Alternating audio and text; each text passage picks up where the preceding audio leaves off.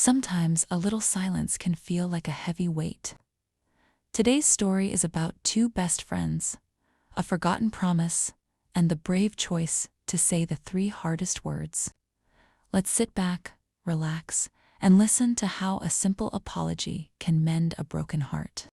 The morning light felt a little colder than usual today, and the silence in my room seemed louder than ever because my best friend Sam hasn't spoken to me in 3 whole days, and all because of a silly argument over a forgotten promise. But now the heavy feeling in my chest is becoming too much to carry, so I decide that today is the day I make things right. As I step into the park, the crisp, damp scent of the freshly trimmed grass welcomes me like an old friend, while a gentle breeze rustles through the trees, causing the golden autumn leaves to drift slowly toward the ground like falling memories. In the distance, the faint, sweet sound of children laughing and the soft chirping of birds seem to melt away some of the tightness in my chest. Yet the world around me feels incredibly still and peaceful.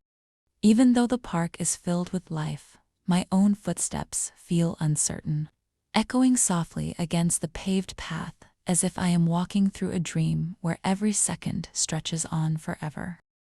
I scan the area until I spot our favorite wooden bench tucked away under the shade of an old oak tree. And there, sitting in a pool of warm, golden sunlight, is Sam. She has her head bowed slightly, her fingers gently tracing the petals of a small flower.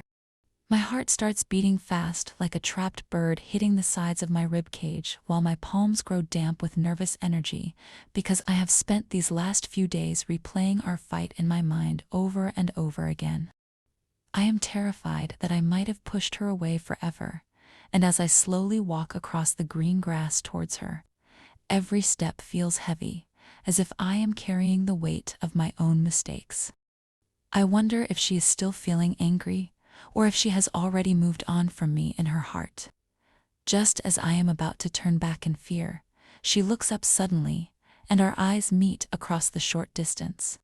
And for a moment, everything in the entire world seems to stop and go silent, as if time itself is waiting to see what happens next between us.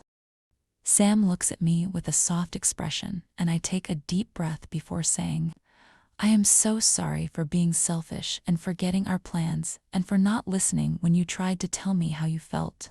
Sam smiles just a little bit and says, "I was hurt, but I missed you too, and I am sorry for not being patient enough to talk it out." I feel a wave of relief wash over me like warm water, and I realize that pride is a very lonely place to live, because holding on to being right is never as important as holding on to the people who make life beautiful.